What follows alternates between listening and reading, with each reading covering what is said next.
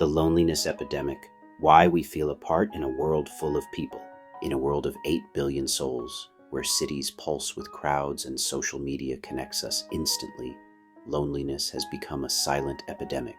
Men and women, whether single in relationships or surrounded by friends, are grappling with an aching sense of isolation. We're more connected than ever, yet we feel unseen, unheard, and unvalued. What's keeping us apart when we're so close together? Why do we struggle to feel truly together?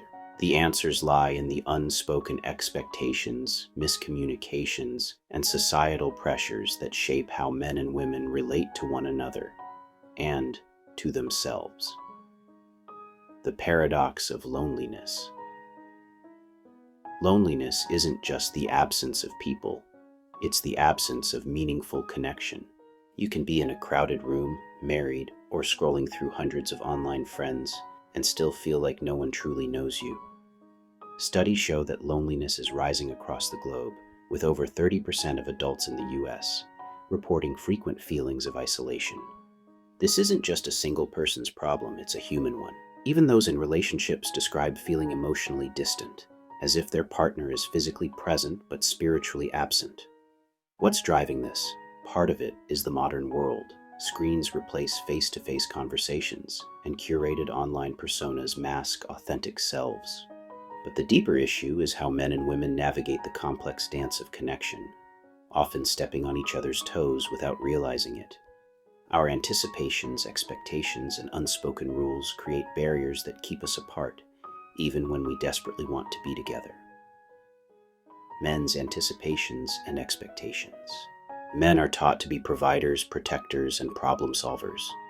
Society tells them that strength is stoic, emotions are weak, and vulnerability is a liability. Yet, in relationships, women often say they want men to open up, to share their fears and dreams. This creates a painful contradiction. When men do become vulnerable, admitting they're struggling, scared, or unsure, they're often met with dismissal or discomfort.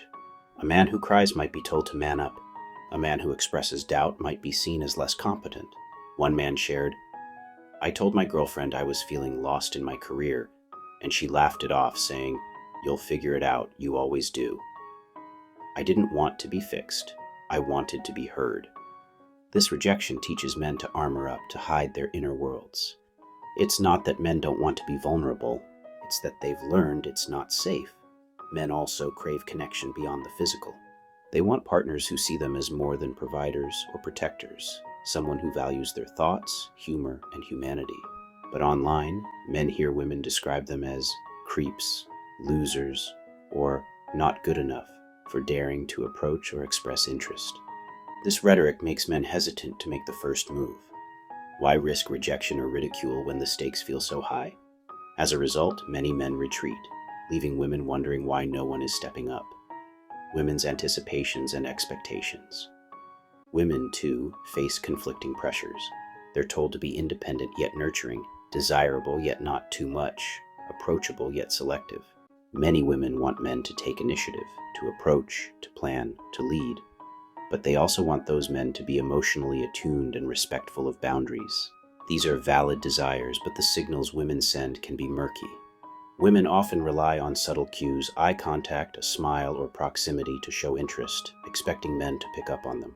But men aren't mind readers. A woman might linger near a man in a store hoping he'll notice her, but to him, it might just seem like she's browsing. If a man did the same, following a woman around a store because he's attracted, it could easily be perceived as creepy or threatening. This double standard confuses men. Women might stare at a man they find attractive or ask mutual friends about him online to learn more. But if a man did these things, he'd likely be labeled obsessive or inappropriate. Women's expectations can also feel like a moving target.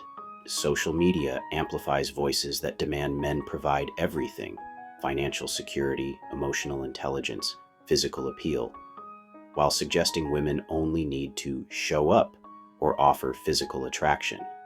This creates a transactional vibe that alienates men who want a partner, not a checklist. Men feel like they're navigating a minefield where one wrong step labels them as inadequate or predatory. The double standards that divide us. Double standards deepen the loneliness divide. A woman might approach a man at a bar, touch his arm, or ask personal questions, and it's seen as bold or flirty. If a man does the same, he risks being called pushy or creepy. A woman might post online about wanting a real man who's emotionally available, but when a man expresses raw emotion, she might recoil, uncomfortable with the reality of what vulnerability looks like. These inconsistencies leave both sides frustrated. For example, women might investigate a man's social media or ask around to find out who he is, behavior that's often normalized as curiosity. But if a man did this, it could be seen as stalking. This disparity makes men hyper-cautious, afraid to show interest at all. One man said, "I saw a woman I liked at a coffee shop, but I didn't approach her. If I got it wrong, I'd be the weird guy she tweets about later." This fear of misinterpretation paralyzes connection, the social media echo chamber. Social media fuels the loneliness epidemic by amplifying outrage and stereotypes. Women post about men being trash or red flags, painting broad strokes that make men feel villainized for existing. Men in turn retreat or lash out, creating a cycle of resentment. Memes and hot takes reduce complex human desires to punchlines, making it harder for men and women to see each other as individuals. Women's online complaints about men not approaching often ignore how their own rhetoric discourages it. If a man sees posts calling every unsolicited approach creepy, he's less likely to take the risk. Meanwhile, women feel frustrated that men aren't stepping up, not realizing their words have built a wall. Both sides want connection, but the noise of social media drowns out the signal. Bridging the gap, how to feel together. To combat loneliness, we must rebuild the bridge between men and women. Here are steps we can take. Clear communication. Women, use your words. If you're interested, say so directly. A simple, "I'd love to chat sometime," can open the door. Men aren't psychic, and subtle hints often get lost. Men, when you're unsure, ask respectfully for clarity. It's better to know than to guess. Safe vulnerability. Women, when a man opens up, listen without judgment. Don't try to fix him or dismiss his feelings. Men, take small risks to share your emotions with those who've earned your trust. Vulnerability is a muscle. Start small and build it. Challenge double standards. Both sides need to call out inconsistent expectations. If a behavior is creepy when a man does it, it should be questioned when a woman does it too. Fairness builds trust. Humanize each other. Social media isn't real life. Instead of buying into stereotypes, talk to the person in front of you. Men, see women as individuals with their own fears and desires. Women, recognize that men are navigating a world that often punishes them for trying. Take risks together. Connection requires courage. Men, make the first move when it feels right, but do so respectfully. Women, be open to reciprocating or initiating. Both of you, approach each other with curiosity, not judgment. The hope of togetherness. Loneliness doesn't have to be our default. We're all craving the same thing: to be seen, to be known, to be loved for who we are. Men and women aren't enemies. They're just humans, fumbling through a world that's made connection harder than it should be. By speaking clearly, listening deeply, and challenging the barriers we've built, we can start to feel together again. The next time you're in a crowded room or scrolling through a sea of faces online, remember, someone else is lonely too. They're waiting for a signal, a kind word, a genuine moment. Be the one to offer it.